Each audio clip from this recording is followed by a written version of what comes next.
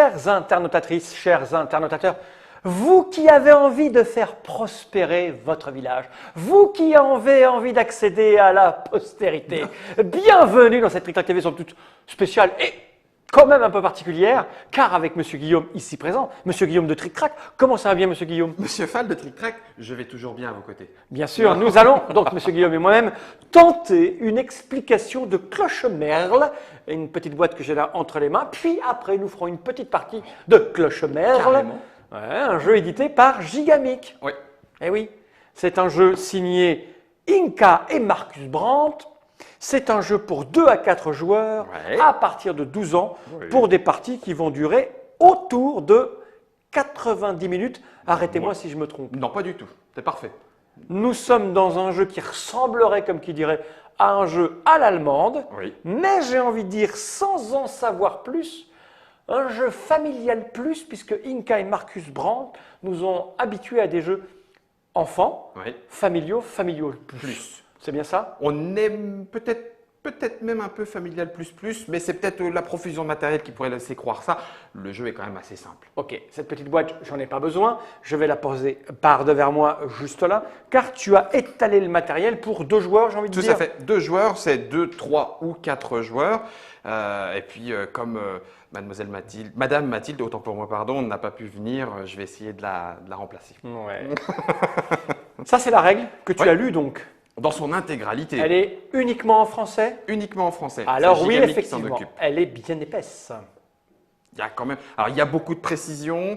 Ils veulent vraiment être clairs, donc on redit X fois les mêmes choses à tous les endroits où on pourrait les retrouver. Donc voilà, il ne faut pas se laisser complètement apeurer. C'est pas aussi compliqué que ça en a l'air.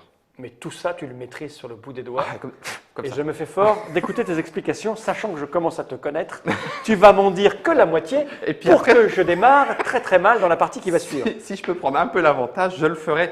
Alors, on se retrouve quelques années après Descendance. Alors, c'est rigolo parce que le jeu Descendance dont il est question, là, Clochemerle, c'est un petit peu la suite ou avant. Enfin, peu importe. On est dans le même village, chez les mêmes D'accord. auteurs. Ok. On va retrouver les mêmes mécanismes, entre guillemets, c'est-à-dire les mêmes types de villageois, mais pas du tout la même façon d'envisager le jeu. Oh, j'espère bien, parce que sinon, ça n'a aucun intérêt Ben non, que ça- d'acheter cette boîte. ça serait le même.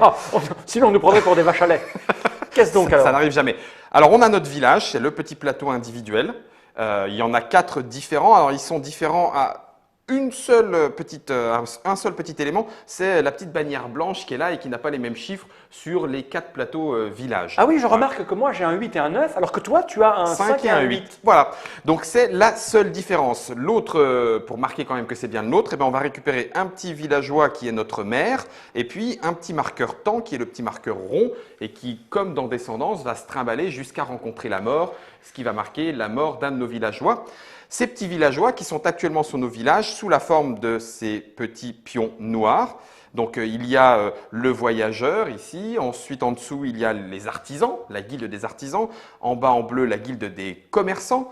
De l'autre côté on a l'église et puis en bas on a le conseil du village, les 5 grandes catégories de notre village. C'est marrant, j'ai cru là un instant, avec sa magnifique barbe, c'était le pion des top modèles mannequins. Et en fait, non. Parce que chez vous les top... Ah oui Ah, d'accord, ils ont la barbe ils ont la barbe. et ils ont cette allure un peu costaud. Et puis on va retrouver ces mêmes couleurs, hein, puisqu'on voit qu'il y avait du vert, du orange, du bleu, Oui, en etc., du marron et puis du rouge, sur les cartes très épaisses qu'il y a autour du plateau général qui est ici. Alors Donc oui, tu dis, orange, elles sont c'est épaisses, ah oui, les c'est- artisans. Ah oui, c'est la carte épaisse. Ça faisait longtemps que je n'en avais pas vu de l'aussi épaisse. Je dirais que c'est entre le carton C'est ça. et le papier.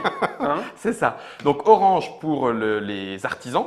Ok. Et il y a 5 types de ressources différentes, hein, des chariots, des bœufs, de la lettre, des charrues et de la bière, en sachant que pour pouvoir marquer ces ressources, on utilisera ces mêmes jetons noirs au dos de la carte indiquant que j'ai un fût de bière. Voilà, donc ça servira à tout. Au-dessus, en vert, on a le voyage et le voyageur, donc les différentes routes marquées A, B, C, D, E. Donc on va pouvoir voyager jusqu'à E. En bleu, on a les clients, donc on va servir les clients et puis récupérer des points de prestige. Ici, en rouge, on a la place du village et puis le conseil du village. On a l'église et les différentes parties de l'église. Et pour terminer, on a les champs. Voilà. Ok. Tout ça, ce sont les différentes choses qu'on va construire au cours du jeu, en sachant qu'en fonction du nombre de joueurs, 2, 3 ou 4 joueurs, le jeu s'arrêtera après un certain nombre de morts. Donc une fois que 9 morts à 2 auront été enterrés soit dans les archives prestigieuses du village, soit dans le cimetière commun, le jeu s'arrêtera et on fera un petit décompte avec le petit carnet de score et celui qui a le plus de points, il l'emporte. Voilà. Ok. Donc ça, c'est pour la façon dont le jeu va courir et jusqu'à où il va courir. Ensuite, pour jouer, eh bien, c'est très simple. On a une petite aide de jeu qui nous indique que chaque phase se fait, chaque tour de joueur se fait en 3 tours. Alors la première, elle consiste pour le premier joueur, donc celui qui a la main, la petite main qui y va bien, à mettre un point d'histoire. Alors attention, il y a un petit élément à bien voir. Voilà les points d'histoire. Ils sont en marron. Ok. D'accord? Les points de prestige, donc les vrais points de victoire, comme indiqué sur la main, sont en rouge. Ok. Voilà. Donc en début de tour, le premier joueur, il rajoute un point d'histoire sur la main. C'est ça. Voilà. Quel que soit le nombre déjà présent, peu importe, ça va se cumuler, puisque seul celui qui activera la main récupérera des points d'histoire. D'accord. Ensuite, il lance les dés. Alors, il y a des dés blancs et des dés noirs, et il y en a un certain nombre en fonction du nombre de joueurs. 2, 3 ou 4. À 2 joueurs, on lance 8 dés blancs et 3 dés noirs. Ok. D'accord? Le premier joueur, il les lance. Et ensuite, chacun son tour, voilà, c'est chose faite. Chacun son tour, on va devoir choisir 2 dés que l'on va additionner. Et ces 2 dés, alors si on prend des dés blancs, tout va bien. Si on prend malheureusement parce qu'on a besoin du nombre, D'accord, pour oui, faire le la 1 bonne par somme exemple. du dé noir, eh ben, chaque dé noir nous fait perdre 2 temps. Donc 2 temps, c'est ce qui est indiqué là, c'est-à-dire que j'avance mon petit marqueur Celui-là de 2. 1 1 et 2. Et forcément, je me rapproche de la mort. Ok. Et la mort indique la mort, c'est le cas de le dire, d'un de mes villageois. Ok. Voilà. Donc, c'est la chose que je fais en premier. Je prends 2 dés et je les somme. Alors, on pourrait se dire, bah oui, donc ce n'est que du bol. Eh bien non, parce que le premier joueur a plus de choix que le deuxième, que le troisième, que le quatrième. Et en plus, il y a 2 possibilités pour faire évoluer la phase des dés. Première possibilité, quand on a des sous Ici. dans sa grange, voilà, donc des petits marqueurs là comme ça, voilà, pouf. Donc ce petit marqueur-là représente un sou puisqu'il est dans la grange. Je peux dépenser un marqueur pour ajouter 1 ou retrancher 1 à la face du dé. Donc, alors retrancher, est-ce que le 1 devient un 6? Non. Non. Là, on Donc, peut plus. Quand on est à 1, on est à 1. Quand on est à 1, on est à 1 Ok. et Quand on est à effectivement, 1, voilà, Quand on est à 6, par contre, on peut aller à 5. on peut aller à 5. Quand C'est on est à ça. 4, on peut faire 3 ou Ou 5. 5, c'est Ok. exact, avec son sou. L'autre possibilité, c'est ce qui est permis par la place du village, donc la place du village que l'on devra d'abord construire. Les éléments qui sont dans la place du village, on peut les dépenser et là choisir carrément la phase D'accord. de Donc, il y a un rééquilibrage Voilà, avec les éléments tout à de jeu. fait. Une fois qu'on a choisi définitivement la somme de ces 2 dés, alors on va faire au choix un parmi 3. Donc, soit activer une bannière noire. Donc, les bannières noires, c'est ce qu'on trouve sur les cartes. Voilà. Et sur ces cartes, sur chacune de ces bannières noires, il y a un chiffre et c'est le chiffre à avoir avec ces 2 dés pour activer cette bannière. Et j'imagine qu'on va consommer 4 temps. Et ça nous fait consommer le temps qui va avec. Certaines autres bannières vont nous demander du temps, mais aussi des ressources. Donc là, par exemple, il faudrait un cheval. Et puis enfin, il pourrait y avoir des sous, etc., etc. Donc, avec mon dé, je peux activer une bannière noire. Pourquoi? Parce qu'il y a des bannières blanches. Et quand j'ai des bannières blanches, je peux activer toutes les bannières blanches avec le bon chiffre qui va bien. Donc, si j'avais plusieurs bannières blanches à 3, je pourrais toutes les activer au moment où je fais 3 avec mes 2 dés. D'accord, 3 ou 11 manifestement. Là, en l'occurrence, pour celle-là, c'est 3 ou 11. Voilà. Ou alors, dernière possibilité, je parlais de 3 possibilités, je peux activer la bannière noire centrale de mon village, puisque quoi qu'il en soit, au centre du village, je peux activer avec n'importe quelle somme mon petit village. D'accord. Voilà. Alors, que se passe-t-il quand on active une bannière noire? Eh bien, quand on active une bannière noire, ce sont la plupart des cartes qui sont présentes ici autour. Il y a un petit symbole avec une flèche, ça veut dire que je prends la carte, je la On va retourne. prendre celle-là. Voilà, je prends la carte, je la retourne. Elle est donc considérée comme maintenant construite.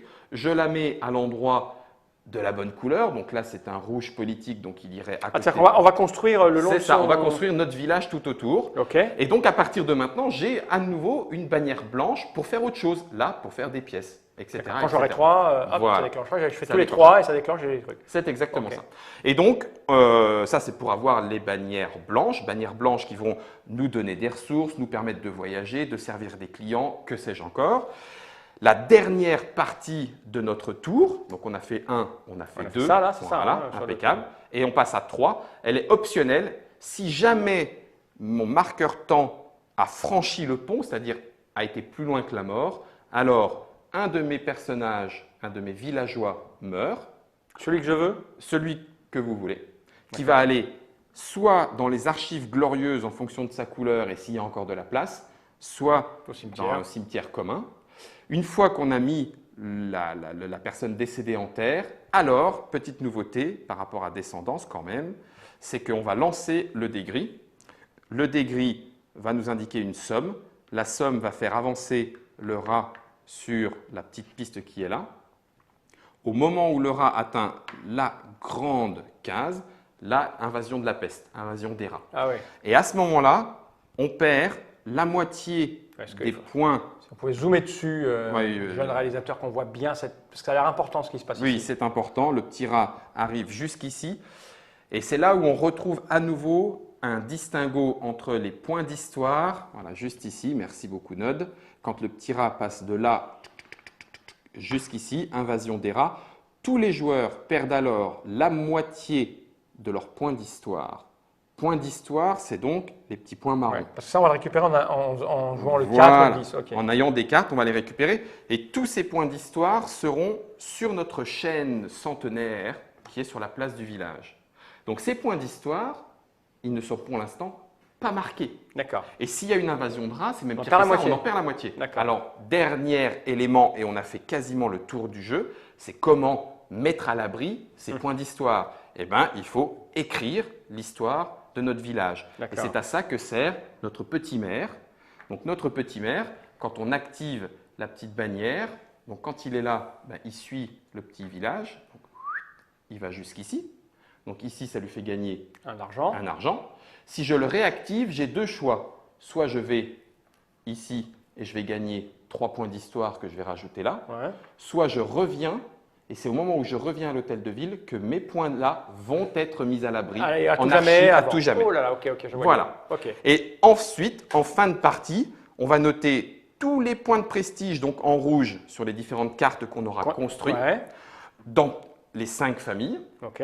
Les points d'histoire qui Qu'on sont aura devenus mis de des points de côté. prestige. Voilà. Ou même là, je pense qu'on les garde à la fin. ça. Non, ceux-là ne seront pas. Ah oui, d'accord, il faut les amener quoi qu'il arrive. Il faut les amener quoi qu'il arrive. Ok. Il y a l'éventuel point de prestige pour celui qui a la main à la dernière partie. Si jamais, à un moment donné, on perd tous nos villageois, alors on est obligé d'embaucher un saisonnier qui nous fait un petit bonhomme, mais on perdra 5 points. Ok. Et on fait le total. Celui qui a le plus de D'accord. points, il l'emporte. Comment tu m'as dit que ça se terminait déjà? Ça se termine en partie à 2 joueurs quand nous aurons 9 morts, 14 à 3 et Ok. 18 à 4. Voilà. D'accord. Bon. C'est aussi simple que… Enfin, simple, entre guillemets, c'est aussi simple que ça. Ok. Eh ben, ce qu'on va faire, c'est une petite partie, parce que là, tel que tu me l'as décrit, alors que je n'en avais jamais entendu parler ou fait, prête attention, car il y a vraiment beaucoup de jeux et qu'on se répartit les tâches, ça m'a l'air d'un mini-ville survitaminé. Plus, oui, joueur et optimisateur. J'allais dire Voilà. opportuniste, Avec- non, il y a des- optimisateur. Avec des choses à l'intérieur qui font que c'est différent, Oui, mais le coup de construire, tu lances tes dés, tu déclenches tes petits trucs chez toi. c'est ça. Ah, le mieux, c'est de jouer pour voir ce que ça donne. On va On fratailler. va faire ça. Et là, j'ai quasiment rien oublié, on ne pourra pas me reprocher quoi que ce soit. Donc si je Ouais, prends de enfin, l'avance, c'est que je suis on va bon. voir. Oh, ouais, d'accord. Ouais, d'accord. Ok, je te l'accorde. Cloche Merle, faites prospérer votre village et accéder à la postérité. C'est un jeu de Inca et Marcus Brandt, distribué par Gigamic. C'est édité en français par Gigamic. Tout à fait. Ça, c'est un mode d'édition un peu particulier. Hein. C'est on parle francisé, d'un jeu, c'est localisé. francisé par, Voilà. par Gigamic. C'est, Au départ, c'était Egarspiel Oui, tout à fait. qui s'en est occupé. Et Donc, Denis Lausen pour les illustrations qu'on reconnaîtra puisque ce sont la même tonalité, on voit clairement l'affiliation avec Descendance. Ok.